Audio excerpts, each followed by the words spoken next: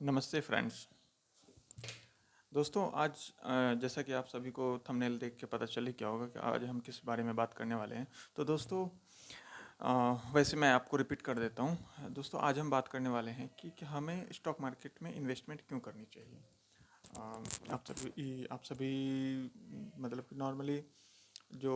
जो एक्सपीरियंस्ड हैं, जो स्टॉक मार्केट के बारे में जानते हैं, जिन्होंने पढ़ा है, बहुत लंबे टाइम से काम कर रहे हैं, उन्हें तो पता है, क्योंकि उनको तो पता होगा ही कि क्यों करना चाहिए, क्या बेनिफिट है।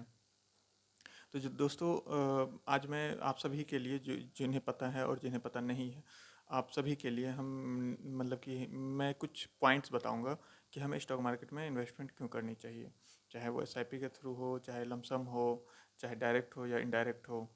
हमें क्यों करनी चाहिए और हमें इससे क्या बेनिफिट है।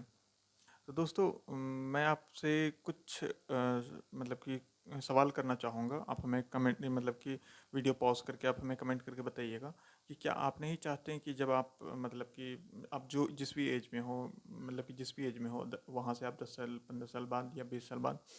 आप एक अच्छा खासा लमसम कॉर्पस जमा कर पाएँ अपने फ्यूचर के लिए, या अपने किसी मतलब रिक्वायरमेंट के लिए। हो सकता है कि अपने बच्चों की शादी के लिए, अपने बच्चों की पढ़ाई के लिए, या आप अपना कहीं मतलब कि बाहर घूमने का प्लान बना रहे हो उस पर्पज़ से हो, या फिर आप अपना घर बनाना चाह रहे हो, या रिटायरमेंट प्लानिंग, इस तरीके की कुछ ना कुछ तो रिक्वायरमेंट होगी। तो क्या आपको ऐसा लगता है कि आप जो भी काम कर रहे हैं, जो भी अपना आपका काम हो, चाहे बिजनेस हो, चाहे जॉब हो, जो भी हो, उनके मतलब कि वो पैसे से आप मतलब कि नॉर्मली सेविंग करके बैंक अकाउंट में रख के या एफडी करके आप उस पैसे को अच्छा खासा ग्रो कर पाएंगे। और जब आप ग्रो मतलब कि उतना वो जब जमा करेंगे और जो ग्रो होगा, वो पैसा आपके लिए सफिशेंट होगा। आपको अगर नहीं अंदाज़ा तो आप नॉर्मली एक कैलकुलेटर लेकर या पेन कॉपी पेन लेकर के आप इस चीज़ को चेक कर सकते हैं कि मतलब कि उसमें क्या रिटर्न मिलेगा और कितने साल तक आप जमा करेंगे, और उसका जो भी इंटरेस्ट है, जैसे एफडी में अगर आप करते हैं तो 6 साढ़े 6% का इंटरेस्ट चल रहा है। तो मतलब कि 6 साढ़े 6% के इंटरेस्ट के हिसाब से उस टाइम पे जो भी वो महंगाई होगी, जैसे कि हर साल इन्फ्लेशन बढ़ रहा है, उसके हिसाब से सारा कुछ आप प्लस माइनस करके आप चेक कर रहेंगे। तो आपको ऐसा लगेगा कि नहीं, जिस टाइम पे फॉर एग्जांपल अगर आपको 15 साल के बाद या 20 साल के बाद पैसे चाहिए, तो उस टाइम पे उतना अमाउंट सफिशिएंट ना हो आपके किसी भी रिक्वायरमेंट को फुलफिल करने के लिए। चाहे अगर घर लेना चाहते हैं तो हो सकता है 10 साल 15 साल के बाद घर की कीमत बहुत बढ़ जाए और जितना पैसा आपने जमा किया हो वो सफिशेंट ना हो। तो इन सब चीज़ों को ध्यान में रखते हुए स्टॉक मार्केट सबसे बेस्ट ऑप्शन माना जाता है कि अगर आप स्टॉक मार्केट में इन्वेस्टमेंट करते हैं, तो मतलब कि स्टॉक मार्केट आपको नहीं, कम से कम भी तो एक एवरेज मतलब कि इससे प्लस मैं जो भी अमाउंट ये आपको आंकड़ा बताऊंगा, जो भी परसेंटेज बताऊंगा, वो मैं लोअर लेके चलता हूँ कि हाँ मिनिमम इतना मिल जाता है। नहीं तो हो सकता है कि 1-2% उसमें से ज़्यादा भी मिल जाए, क्योंकि हिस्टोरिकली 15 से 16% के आसपास का रिटर्न दे देती है स्टॉक मार्केट, अगर ठीक ठीक तरीके से हम डिसिप्लिन के साथ साथ इन्वेस्टमेंट करें तो दोस्तों मतलब कि अगर हम मान के चलिए हमें रिक्वायरमेंट है कि हमें मतलब कि रिटायरमेंट के लिए हम यहाँ से 20 साल के बाद हम, मेरी एज मान के चलिए 30 है या 25 है या 20 है, जो भी है, मैं इतने साल के बाद रिटायर्ड होना चाहता हूँ। मेरे पास इतना लमसम कॉर्पस हो कि मैं जब रिटायर्ड हूँ तो मुझे मतलब कि पैसों के लिए भटकना ना पड़े, या मुझे काम करने की ज़रूरत ना हो, या मैं किसी के ऊपर आश्रित ना रहूं कि मुझे पैसे चाहिए, या जो भी है आपकी जो भी अपनी रिक्वायरमेंट होगी। तो उन रिक्वायरमेंट को फुलफिल करने के लिए आप किसी पे आश्रित ना हो, आप अपने आप सेल्फ डिपेंडेंट हो। चाहे आप मतलब कि आप हो मतलब कि आप जो भी हैं, मतलब कि बॉयज़ या गर्ल्स जो भी हैं, तो आप किसी पे आश्रित ना रहो, आप इंडिपेंडेंट हो जाएं। तो इस चीज़ के लिए आपको स्टॉक मार्केट सबसे बेस्ट ऑप्शन होता है। अब आप ये कहेंगे कि हमें स्टॉक मार्केट के बारे में कुछ भी नहीं पता, तो दोस्तों उसके लिए भी ऑप्शन है कि अगर आपको कुछ भी नहीं पता तो अच्छा खासा इंडेक्स फंड, म्यूचुअल फंड के थ्रू, मतलब कि म्यूचुअल फंड में इंडेक्स फंड आते हैं जो निफ्टी 50 या सेंसेक्स के आपको इंडेक्स फंड है, आप उसमें एसआईपी कीजिए। आपको नहीं, कम से कम भी तो नॉर्मली 11 से 12% का इंटरेस्ट लॉन्ग टर्म में आपको मिल जाता है। ये नॉर्मली देखा गया है कि पिछले जो भी रिकॉर्ड रहे हैं उसके हिसाब से आपको मतलब कि इंडेक्स फंड भी आपको 10 से 12% के आसपास का रिटर्न दे देती है, जो कि एफडी से बहुत बेटर है। इन्फ्लेशन भी आप बीट कर पाएंगे।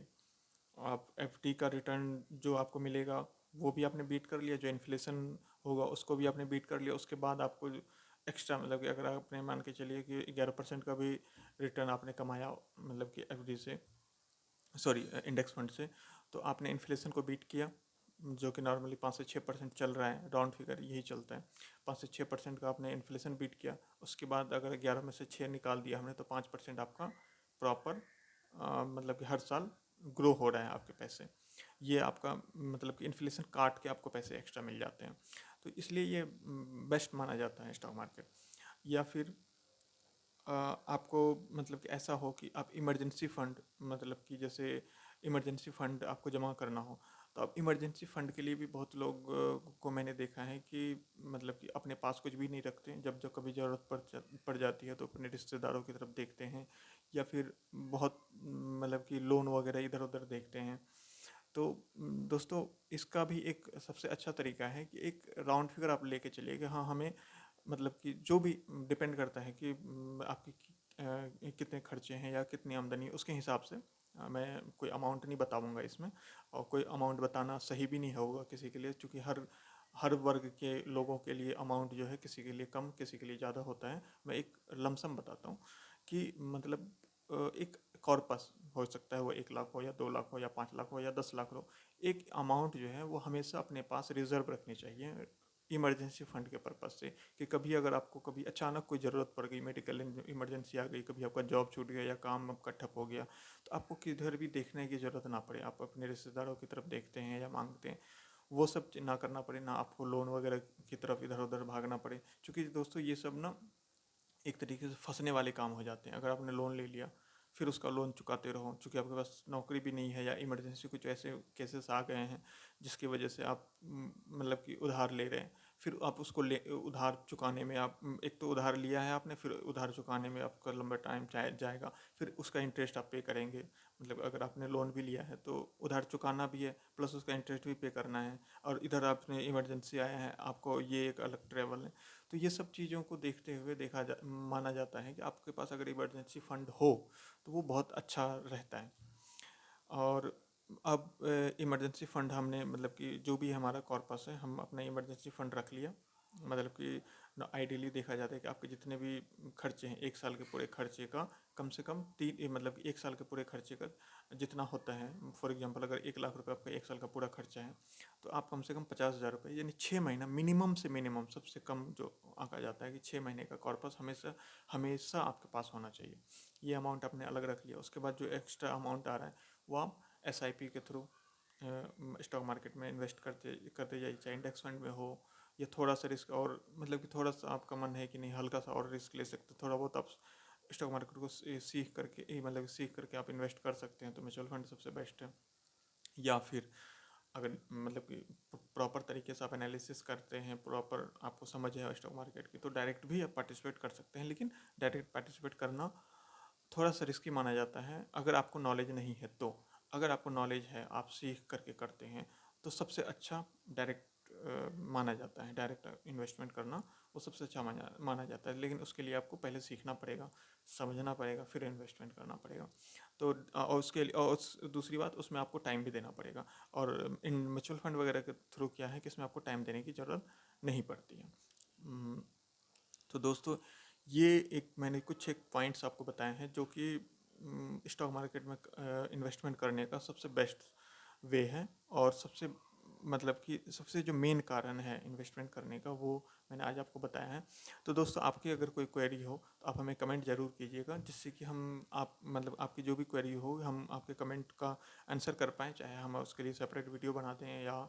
कमेंट में ही आंसर दे दें। और अगर आपको हमारा वीडियो जो ये अगर अच्छा लग रहा है तो प्लीज़ हमारे वीडियो को लाइक ज़रूर कीजिएगा, और हमारे चैनल को सब्सक्राइब करना ना भूलें, जिससे कि हम मतलब कि हमारे आने वाली वीडियोज़ की नोटिफिकेशन आपको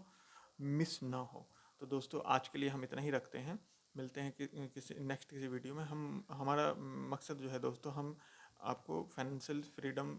की ओर लेके जाना चाहते हैं। हम इंडिया में फाइनेंशियली लिटरेसी नहीं देखना चाहते, मतलब कि हर कोई इतना डिपेंडेंट हो कि अपने खर्चे अपना मतलब कि जितने भी फाइनेंशियली बहुत ज़्यादा लिटरेसी है इंडिया में, कुछ वर्ग हैं जो कि मतलब कि बहुत अच्छा करते हैं, लेकिन बहुत सारे मैंने ये भी देखा है इंडिया में कि बहुत सारे